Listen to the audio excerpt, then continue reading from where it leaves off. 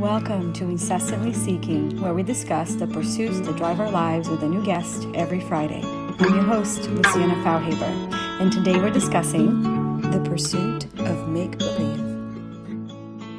Hello, everyone. Thanks for joining us again for another episode of Incessantly Seeking. We're here today with Andre Hall, a friend. I always love telling the story of how we met. We were both model actors working for a camera company as models of color before it was kind of popular to be diverse. And because they're dealing with light, at least the way that they pitched it to me was that they needed people of different shades. Is that okay to say that now? I don't know. Yeah, I But can. Yeah. they said that, and I thought it was great. We got to literally sit on a couch and read a book and just be looked through and at through these beautiful cameras and this beautiful lighting. Yeah. And I remember one day after that, we actually went out to the counter to have a burger. Ah, And love the counter. there you go. And I remember how much you love the counter. So I never forgot. That's like stuck with me. I mean, this was 2012 or something like that. Wow. Love it. So it was a long time ago. But for those of you who don't know, Andre is a successful actor. He's working in the Tyler Perry universe. I'm sure you all know about him and of him. So thank you so much for joining us today. Oh, thank you for having me. Yeah, I actually miss going to the counter. I mean, just the fact you could still get a burger, but it's like having the experience being in there. Like, I love that place. I really do. What I remember of that is like coming from New York, he was always like the Five Guys or like Shake Shack wasn't even a thing yet. And I Yeah. remember thinking that like, oh, you can go to a place where you can create your own cheeseburger. Whoa, that's amazing. It's good times. Good times. The simple times, right? I like to think about it like Yeah. that. Very, very much simpler times. So. But before we got live on here, this podcast, Andre and I were talking about incessantly seeking and what does that mean, and how it came about during COVID, and this idea that we all had a universal timeout when we had to sit and think about ourselves and think about where have we been taking our lives, and do we like it or do we want to take it into a different direction? So Mm. I hope you've had some kind of epiphany or revelation or Yeah. Yeah. had a moment to think about what have you been incessantly seeking through your time on this earth. And I'd love to talk about that. Yeah, yeah, yeah. It really is a wonderful thing now in reflecting back on it to have a timeout and to be still and to get centered and to just really see like what's swirling around in here and but more importantly what's swirling around in here in your heart space. And during the lockdown, like what a wild ride. Oh my goodness. I mean like from politics to just the health of the world, like the health of the planet, like everything came to a head in 2020. And wow, like talk about the veil being lifted and like really seeing like what's underneath. But that was in the world, but really being forced to sit still with myself as Andre was at the time I thought a curse because up until then, I mean, I got to LA back in 2007, studied from 2007 till about 2010, I believe. And then I felt confident enough to actually start going out to audition because I was just like, I don't know what I'm doing. I feel lost. I feel confused. And I'm really passionate about it. And I love like the history of cinema and, how acting looked in the 30s and the 40s and the 50s up until today. So I really enjoyed learning about all that. And I was bio pre med in college, so this was completely different thing that I had ever studied before. But I was always into playing make believe. Like little Andre loved playing make believe. I love listening to stories. I could never go to sleep until my mom or my aunt or whoever was tucking me in at night would tell me a story. And they've always lit me up like a Christmas tree. There's something about movies and being in a theater that just moves my soul. So I'm like, okay, this is what I want to do with my life. And so after all the learning and various acting schools and studying with almost every teacher I think in LA, I'm pretty sure I have. It's kind of crazy. But I'm so grateful because you kind of just get all these tools that you can just put in your tool belt and you just kind of pull them out. When it comes up, it's like, oh, this feels right to use this or this feels right to use that. So I started auditioning, and auditioning is hard. I learned very quickly it is very, very hard to do. But I was like, okay, as an actor, this is kind of 95, 98% of your job. Like you have your professional auditioners. So I slowly but surely started to develop very thick skin because on a daily basis, on a weekly basis, if you're fortunate enough to get that amount of auditions, you get told no a lot. But it's actually not even a verbal no, so it hurts even more because then you start creating Most this. no.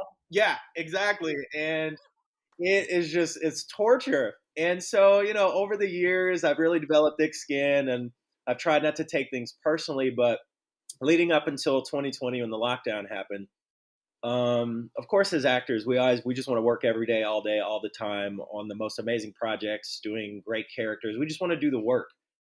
And when you can't do that, it really does something to you. It does something to your spirit, and you start to question everything: who you are, what you're doing. Um, am I good enough? Am I bad enough? Like, is this what I'm supposed to be doing? When am I going to get married? When am I going to have kids? Why does everyone in my family keep asking me those same questions? Like it's just boom, boom, boom. It's rapid fire. And I had been feeling very frustrated. I had been feeling very isolated. I had been feeling really just like almost like I wanted to quit or take a break, but I had never done that before. And the thought of doing that was terrifying. I would always get up to my computer leading up to buying a ticket to go back to Indiana, which is where I grew up. And I was like, you would think like that's terrible. Like that's the worst idea ever. I was like, all right, I'll go to New York. And it's like, it was worse in New York for a while for the pandemic. I was like, all right, I'll go to Florida. Now it's terrible. And so it's like, no matter where you guys like, Andre, stop running. And that became the kind of like the bell that just kept being rung over and over and over again. It was like this aha of just like, Andre, stop running, stop running, stop running. Like there's nowhere to run. And I just got like, I felt like I was just going crazy. And so one day I just got fed up. I fired my two lawyers. I fired my publicist. I fired my agent. I fired my manager. I cleaned house. And I was like, something's got to give. I don't feel like a good artist. Nothing's happening anyway. So I'm just gonna just stop and just see what happens. And it like broke my heart. It was like the end of this long relationship kind of thing. And I think I cried for about like 3 straight days. Like I didn't know what was happening to me. I was like, is this like a midlife crisis right now? Like I'm gonna be 37. So I'm just like, oh my God, is this midlife? Is this it? I was like, I don't think you're there yet. I I don't didn't think think so either, midlife but I was just very emotional and dramatic. We're actors, it's just woe is me. Oh my God. is, but And it's also a very emotional time. I mean, we're all going super through this emotional. Yeah. instability. And I just thought, I was just like, man, I don't know what it is. And in my family, they've never really agreed with me being an artist anyway. So it was like, it was really hard to call and talk to a support system. Like, I mean, they were just like, yeah, well, whatever. It's not a real job anyway. So I was like, there was no support there. I was Was like, your all right. mom like ready to go back to pre-med? Oh, everybody, mom, dad, cousins. I haven't spoken to in forever. Like everybody I knew. I think my third grade teacher sent me a message on Facebook. It was like, all right, here we go. It's time to get that degree now. It's like, lady, go back to get out of here. But I know that, and, deep down, I know that they love me and they care about me. And, it's a scary time for all of us and for artists. Like, God only knows what people think, but I just knew it's like, okay, one, I have to figure out how I'm going to create some more income. Number two, am I just going to completely walk away from this? Or am I going to sit with what I'm feeling and just see what comes up and not decide right in this moment? And so that's what I kind of just made a mission and a goal of in 2020 was to just like, okay, I'm going to journal every day. I'm going to call my therapist. I'm going to talk with them once a week, maybe twice a week, maybe more than that. I have all the time in the world now. And I was like, I'm going to sit with this until something changes or I am guided or led to do something else.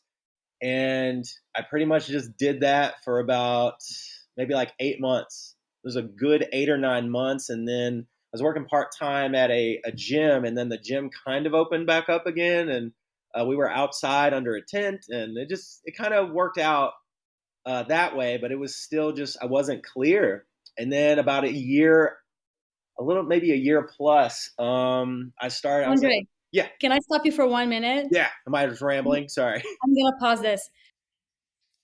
Yeah. So go ahead. You're Sorry. talking about the breakdown happened, and Whew. Yeah. So it was a massive breakdown happened, and I just started just one day at a time, just really writing down the truth of my thoughts, the truth of what I was feeling, and just putting it all out on the page, and just getting it all out. And at the time, I was living. I had two roommates, and they decided they didn't want to be in California anymore.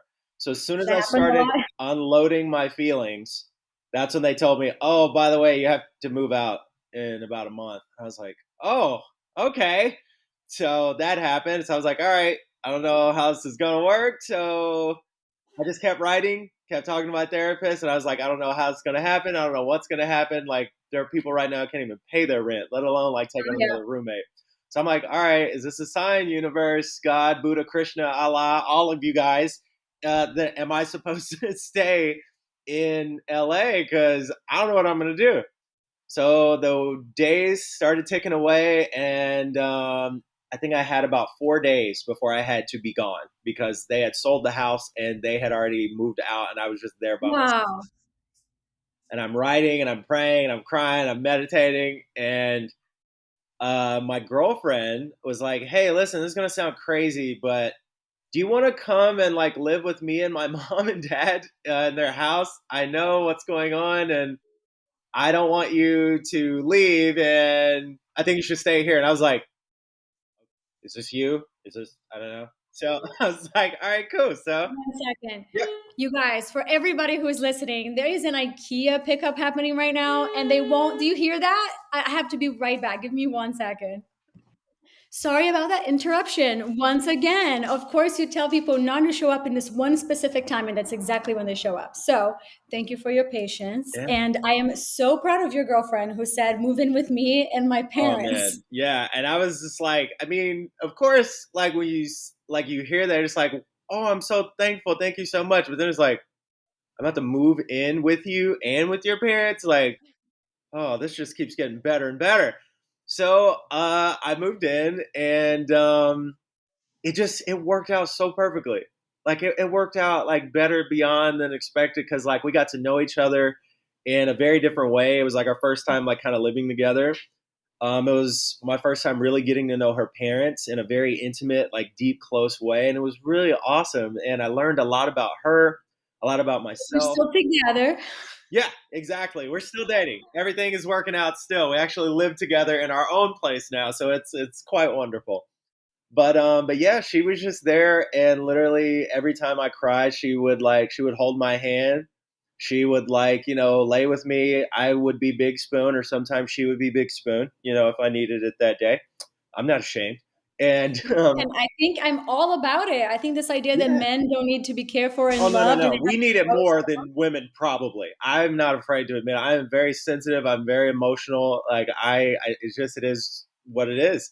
And I'm so grateful she was there because she is a nurse. So she was dealing with the pandemic in a completely different perspective. And it was so wonderful to see me going through this and to see her dealing with it, like not only me, but I mean just her own health and safety and well-being with the amount of COVID patients, and just both of us coming together to support each other was like so wonderful. And so slowly but surely, I just like worked it all out, and I just realized that I was trying so hard to be something that I thought I was supposed to be when it came to being an actor and an artist. I thought I would go into the room acting like what I thought they wanted to see, as opposed to walking in the room as Andre. I started comparing myself to other actors that kind of got to LA the same time as me. I started comparing myself to the actors that were on television or not on television, or in movies, not in movies. And I was just like, I just kind of lost myself. I lost the magic of little Andre who just loved to play make believe. Like I had completely forgotten about him. And doing the journaling and going to therapy, I really reconnected with little me. And in doing that, it just, everything else just kind of fell by the wayside. I was like, oh yeah, like there's a pandemic, right? I can't really go to a rest, but I mean, I did more running than I ever did. I took more walks with my girlfriend than I ever did. I walked with her parents. Um, I became a dog walker with to random people's dogs in the neighborhood just because I wanted to be outside. Like I literally walked their dogs for free just because I started doing things that made me feel good. And when I was a Right. kid, I would just go outside and play. And I was like, I'm just gonna go outside. I don't really know if I'm gonna play, but I'm gonna wear my mask and I'm just gonna be outside because it's free to be in the sunshine. It's nice to feel good. It's good to be in nature. And I just started doing a lot of the things that I had kind of forgotten about, getting caught up in the rat race of LA and being an actor and auditions and so on and so forth. So, yeah, I came out the other end like, okay, I'm back to myself. I would be okay if I walked away from acting because I've accomplished every single goal that I wrote down on my vision board in 2007. Like everything on that board came true. And I was like, wow, wait a minute. On paper, you are a very successful actor. You've done everything you said you came here to do. You got your mom got to see you on TV. Like everything I wanted to do, I've done it. And I was like, Andre, you can walk away. There's nothing holding you back. And I didn't even think about it until I was forced to sit down and just be still. Just like, wow, I could do something else. But then I really sat with that and I was just like, nah, you love it too much. You can't walk away from this. And so yeah, I decided like, okay, well, I fired everybody, so I don't even know if they even want to do it anymore. I mean, the pandemic hit everybody in a very, in a different way, and everybody's still questioning things, if they want to do it. Mhm. So I started reaching out to some old contacts, and seemingly nothing was happening. Like nobody was taking on new clients, nobody was even auditioning, and I was like, okay, so this is kind of a good thing that this happened. Like no one, like you're not missing out on any rat. I mean, I still feel like have major FOMO, but it's always like that, You're just like, oh, I'm missing out. Everyone's auditioning but me. It's like, relax, tone it down, Andre. Okay. You're not Um, alone, though. I think we all feel that way. oh, for sure. Like it's always just constant FOMO. Like we just feel like we're missing out. Everyone's getting a piece of the pie and we're just missing out, which is so not true. And I've just learned to like really be nicer to myself, be more compassionate to myself, and really just be in touch with like what I'm really feeling and not masking it and covering it up and acting like everything's okay when it's okay to not be okay. That's probably the biggest aha I've taken from this pandemic. It's okay to not be okay. And it's great to actually sit with it and feel your feelings as opposed to like kind of stuffing them down or, you know, I couldn't go to a movie theater because that was like my favorite thing. Like I would go to a movie to watch it, but then it became a point of escapism. Like I would just go into the theater and that was the only way I could actually shut off my mind. And I was forced to sit still. And I mean, I could still watch Netflix or something, but I mean, girlfriend's still there. Her parents are still there. And it was just like, wow, what a beautiful way the universe forced me to be still and reconnect with what's most important. And so now, safe to say, I think today, actually, this is a full month. I've been with my new agent. And yeah, I've had a few auditions and it's been great. And I'm so grateful, but it's a different energy now. It's such a different energy. And I know for sure that had this pandemic not happened and I went through all that stuff, I would still be running around with that same mental way of being, beating myself up and not good enough and lack and limitation and fear and doubt and worry, so on and so forth. And I'm so grateful that happened because now I feel more empowered. I feel more confident. And I just really feel like Andre again. And yeah, it was a massive breakthrough. And I'm kind of glad I held on and I'm still here and still fighting. It's fascinating listening to you because I've known you as always being this like big smile, positive Thank person, you. light on your foot. And I thought it was interesting to hear you talk about how this pursuit of this make believe that started with your passion for acting kind of turned into your life. Yeah. You were going after the job, but the make believe was happening and who you showed up to be in your daily life and in the room.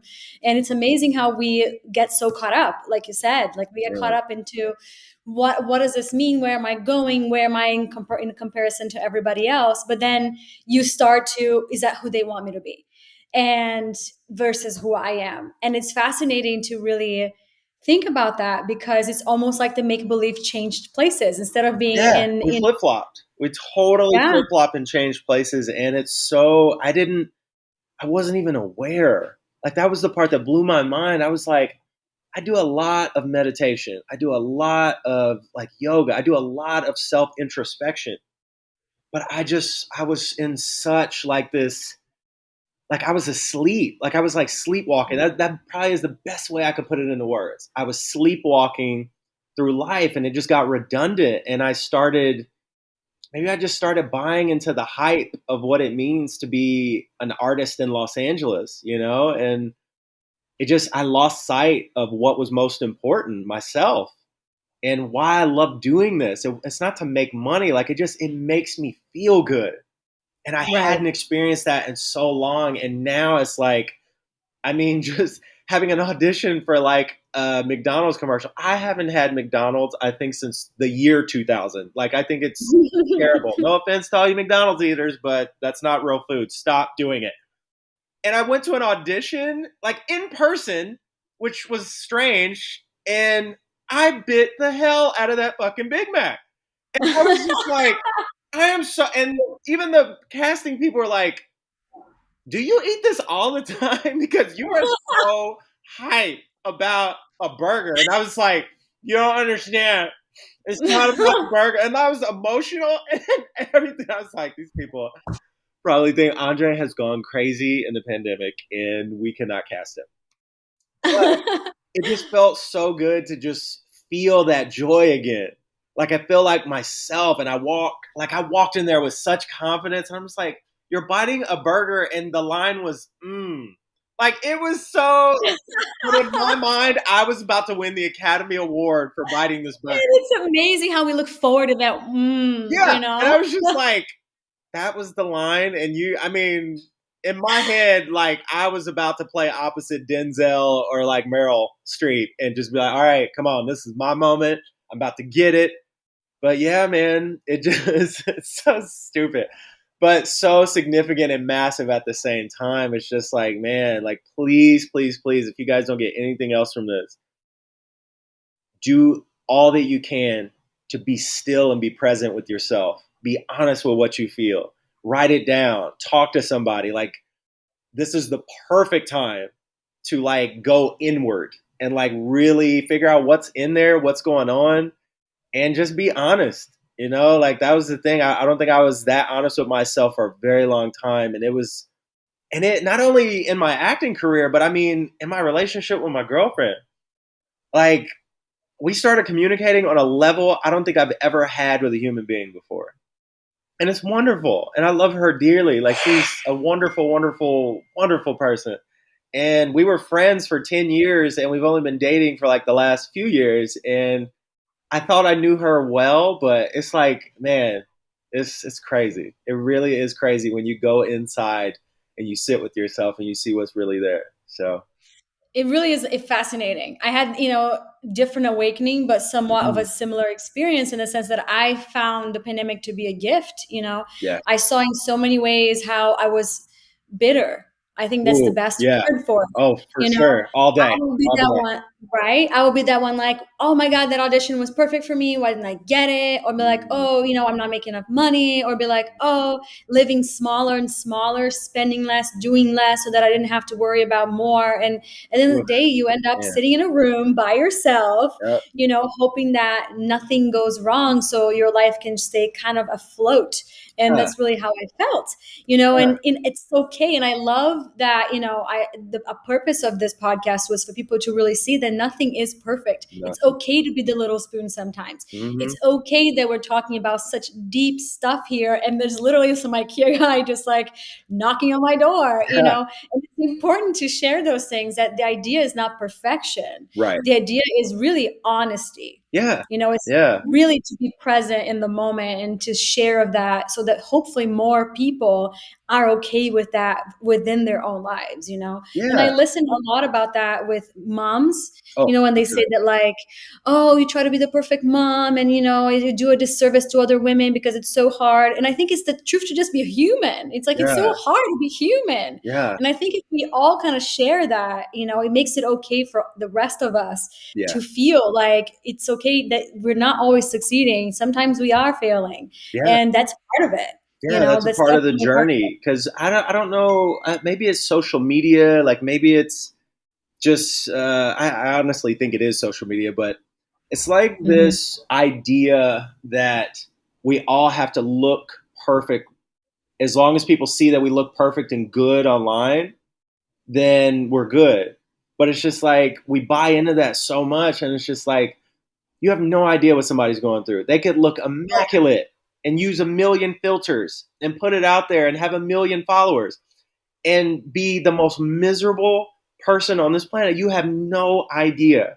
But what I do know for sure is we are all human. We all feel things. We all go through things, and none of us are perfect. And that's what makes us so beautiful. Like that's the Right. journey.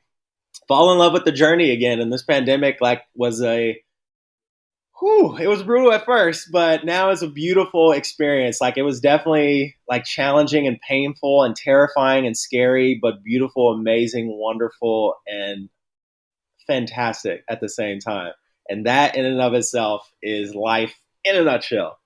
All of that. And the idea of play, Yeah. like the pursuit of make believe. I used to love, I grew up in a very difficult family situation. And so Mm, I didn't feel like I had a lot of a childhood. yeah. And so when I became an actor, it was exactly that. Like I get to play, Yeah. I get to make believe, I Yeah. get to be in like a magical world that is not Yeah. real for some part of my life. And I get to live all these other experiences that otherwise I couldn't. Yeah. And somehow we lose track of that. And, I feel like we can't really rely on a global pandemic consistently to have these life awakenings. Nah. Nah. So, hopefully we won't forget that this Yeah. happened. Yeah. This will definitely like sit with me. Like this will probably go down as, besides booking my first job years ago, probably the most significant year in my artistic career, but just in my life in general. Like it was such a beautiful thing.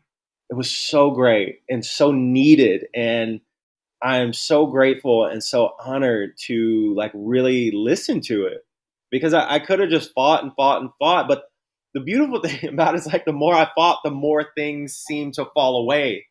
And I was just Right. like, wow. And it took me a minute to like really get that.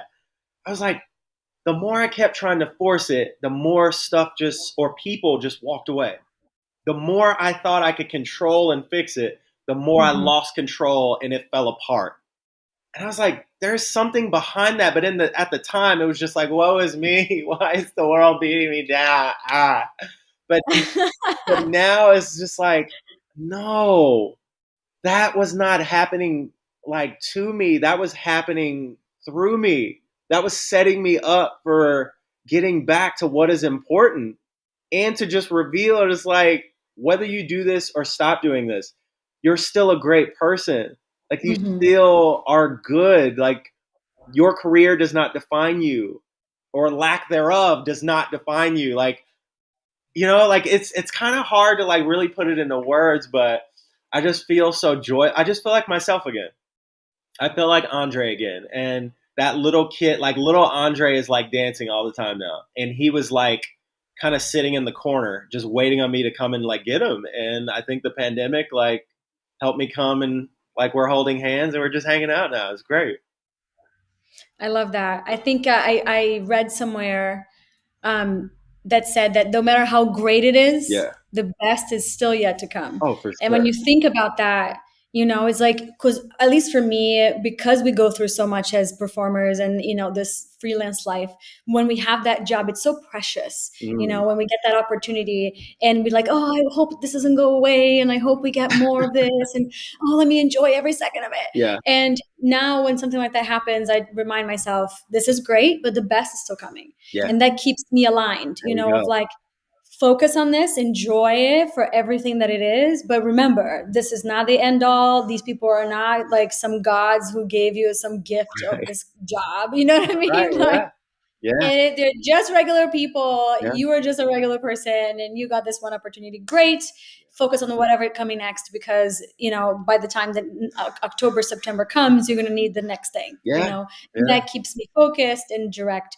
And with my work, I experience a difference too Yeah. because for a moment I thought maybe I'll leave, maybe I'll stop. What am I doing? Am I happy? Yeah. At some point I don't think I was happy anymore. And now when I get an audition, I'm like, oh, cool. Today I get to act for 5 minutes and I get to play for a little bit. Yeah. And like, okay, who's this person? What is it like? And Yeah.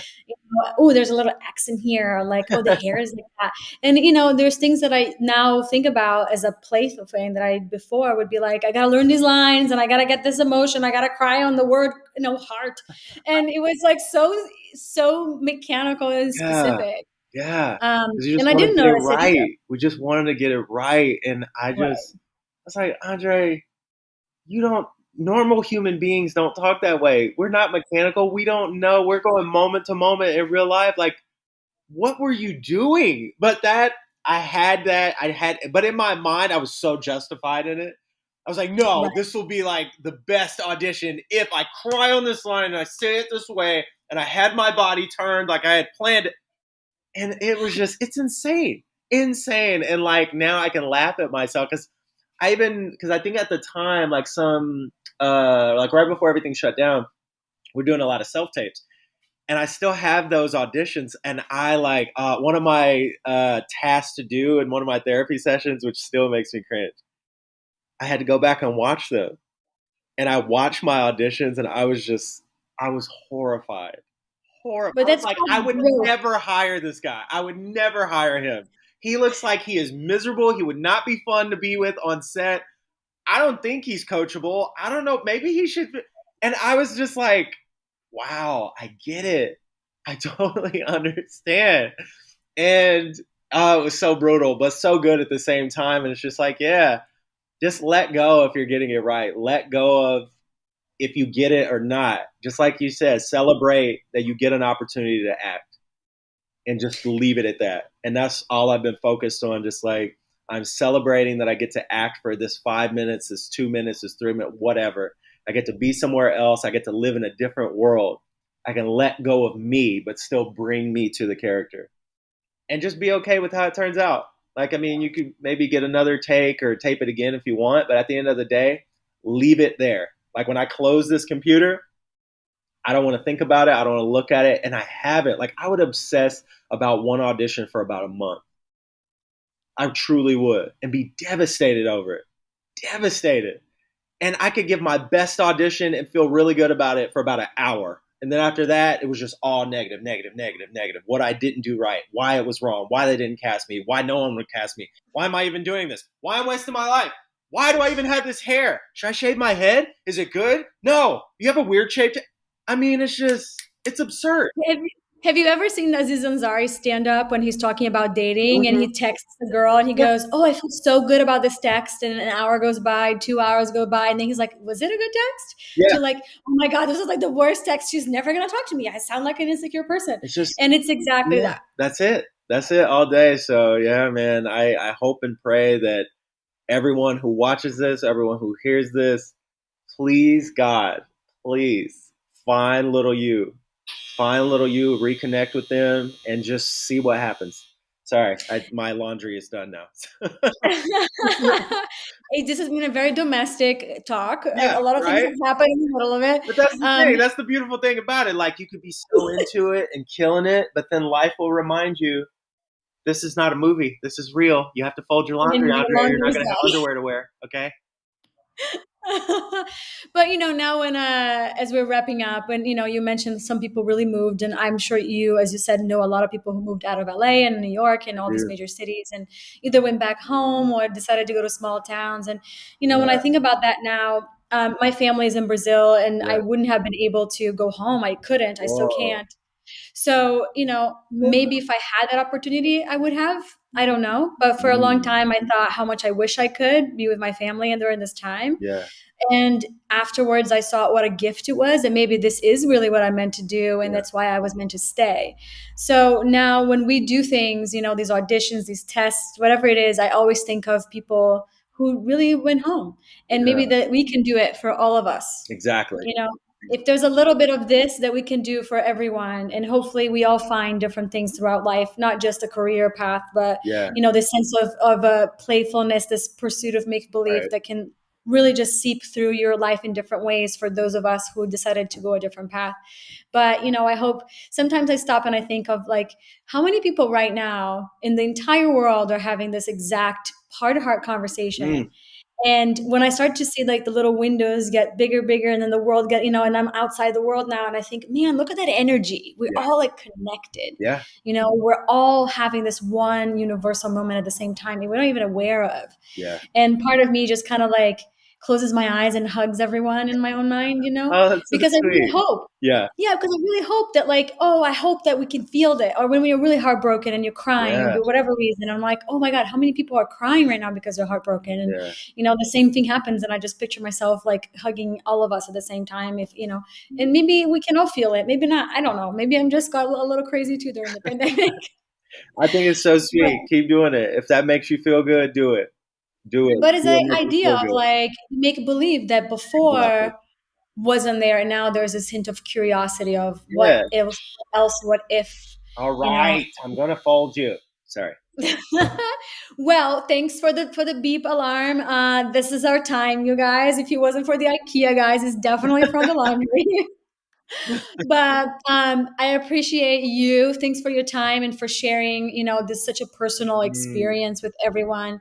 I think it's again important to remind people that we are human. Like I've had people tell me, "Oh, you look so happy just by looking at your Instagram." Meanwhile, it was like the worst time of my life, and I haven't even posted anything. It was like one work picture of that what? one job I had in 365 days. I told You you. know.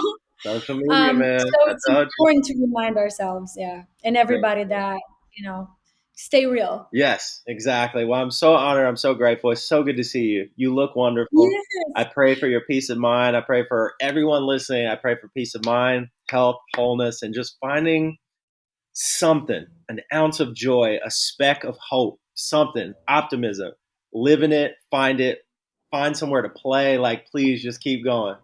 Keep Yep. going. One thing we all learned is life is too short. Amen to that, sister. Thank you so much for your time and have a good night. You too. I'll see you later. Bye. I think it was really scary because I didn't know how to drive. I didn't know a single person. It was like a big culture shock.